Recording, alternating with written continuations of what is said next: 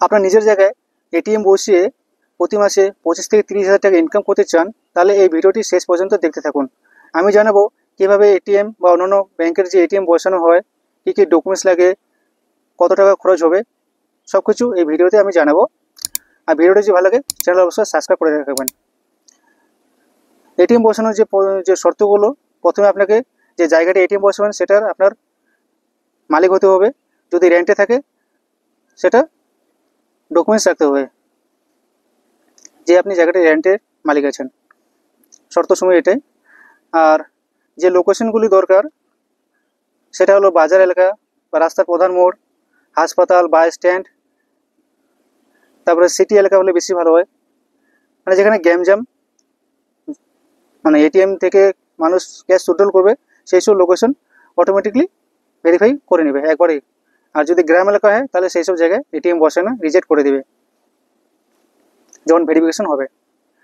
আর যে যে ডকুমেন্টসগুলো লাগবে সেগুলো হলো, আপনি যে জায়গাটা দেবেন সেখানে জমির দলিল থাকতে হবে, খাজনার রসিদ থাকতে হবে, বিদ্যুৎ বিল থাকতে হবে, আপনার Aadhaar card, PAN card, voter card, bank account, তারপরে এনওসি লাগবে,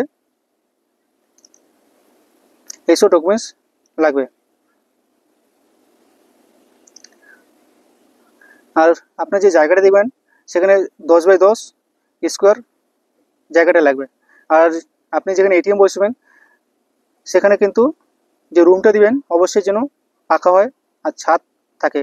টিনের যদি থাকে তাহলে সেখানে ভেরিফিকেশন যখন করবে তখন রিজেক্ট করে দিবে। অবশ্যই পাকা লাগবে আর ছাদ লাগবে।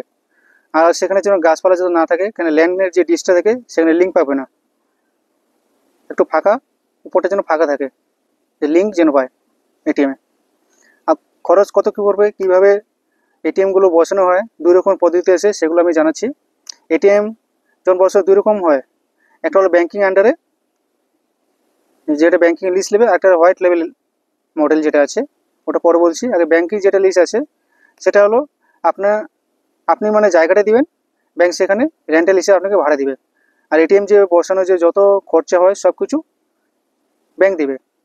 এটিএমের যে এটিএম মেশিন, তার যে ডেকোরেশনটা করে এটিএমের সব কিছু, এসি থেকে যা যা লাগবে, সিসি ক্যামেরা, সব ওদের ব্যাংকিংয়ের খরচা হবে।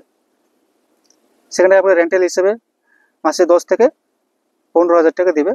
সেটা লোকেশন বাই অনুযায়ী, একই লোকেশনে আলাদা আলাদা হয় রেন্ট। এটা ব্যাংকিং আন্ডারে। আর এটা আবেদন করার জন্য আপনি ব্যাংকিং ম্যানেজারের সাথে কথা বলবেন। আপনার এলাকায় যদি ওখানে এসবিআই বা অন্যান্য যে এটিএমগুলো আছে, যে ব্যাংকে যাবেন সেখানে যে এটিএম যদি না থাকে, সম্পূর্ণ কাগজ ডকুমেন্টেশন দেবেন, ওরা ভেরিফিকেশন করবে। যদি ওদের মনে হয় যে এই জায়গাটা আমাদের এটিএম দরকার ব্যাংকিংয়ের, তাহলে ওরা করে দেবে। আর হোয়াইট লেভেল যেটা আছে, হোয়াইট লেভেল মডেল যেটা আছে, সেটা আপনি জায়গাটা দেবেন, কিন্তু সেখানে ইনভেস্ট করতে হবে আপনাকে। আর কোম্পানি ওদের নিজস্ব এটিএম বসিয়ে দেবে। ইনভেস্ট মিনিমাম খরচা হবে এখানে 4 থেকে 5 লাখ টাকা খরচা হবে।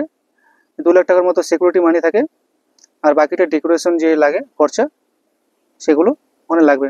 ডেকোরেশন অনেক রকম খরচা আছে, যেমন এসি আছে, ক্যামেরা আছে, ডেকোরেশনের কাচের রুম, লাইট, সব কিছু ওখানে ডেকোরেশন মতো খরচা হবে। আর 2 লাখ টাকা যেটা সিকিউরিটি মানি নিচ্ছে, ওখানে যখন আপনার মানে 3 বছরের যেটা এগ্রিমেন্ট হয়, 3 বছর পর আপনি যদি চান যে আমার মানে এই আমি বিজনেসটা আমি করবো না, আপনি এটা ক্যান্সেল করে দিবেন, তখন 1.5 লাখ টাকার মতো আপনাকে রিটার্ন দিয়ে দিবে। যে আপনার কোম্পানির এটিএম লাগবে, হিটাচি আছে, ইন্ডিয়ান নাম্বার 1 আছে, ইন্ডিকেজ আছে, অনেক রকম কোম্পানির আছে এটিএম। সেগুলো ওটা অনেক রকম পলিসি আছে, পলিসিটা ভালো করে বুঝে নেবেন।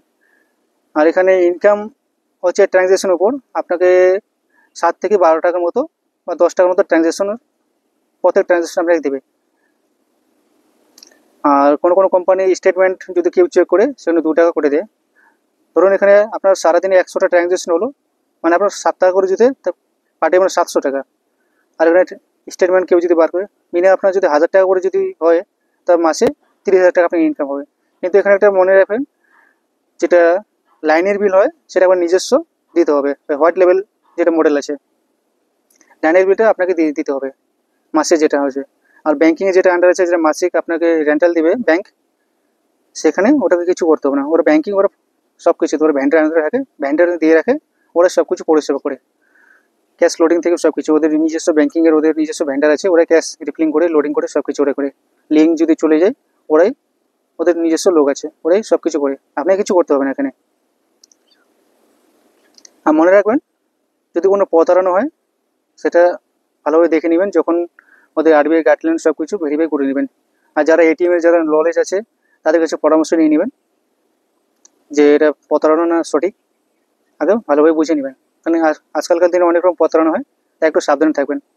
আশা করি যে এটিএম বসানোর যেটা পদ্ধতি আছে আপনারা বুঝে নিয়েছেন পরিষ্কারভাবে। আর আমি ডিসক্রিপশনে দিয়ে দিব যে এটা হোয়াইট লেভেলের যেগুলো আছে আপনাকে অ্যাপ্লাই করতে হবে অনলাইনে, ওরা তখন ভেরিফিকেশন করবে। আমি ডিসক্রিপশন লিঙ্কগুলো দিয়ে দিব কোম্পানির, ওখানে আপনারা ডকুমেন্টসগুলো সাবমিট করে দেবেন, আপনারা ওরা কন্ট্যাক্ট করে নেবে। আর এটিএমের এটা বসানো একটা ভালো ইনকাম একটা সোর্স, পার্ট টাইমের মতো ভালো একটা ইনকাম সোর্স আছে। আপনাদের যদি যে কোনো বন্ধু যদি করতে চায় এই ভিডিওটা শেয়ার করে দেবেন যে কীভাবে আপনারা এটিএম বসানো হয়, কারণ অনেকেই এটা জানে না কীভাবে এটিএম বসানো হয়, কীভাবে কীরকম পদ্ধতি আছে, কী কী রুলস আছে, এগুলো অনেকেই জানে না, এটা শেয়ার করে দেবেন। আর এরকম ব্যাঙ্কিং বা বিজনেস সম্পর্কিত যদি আরও ভিডিও পেতে চান তা চ্যানেলটা অবশ্যই সাবস্ক্রাইব করে রাখবেন।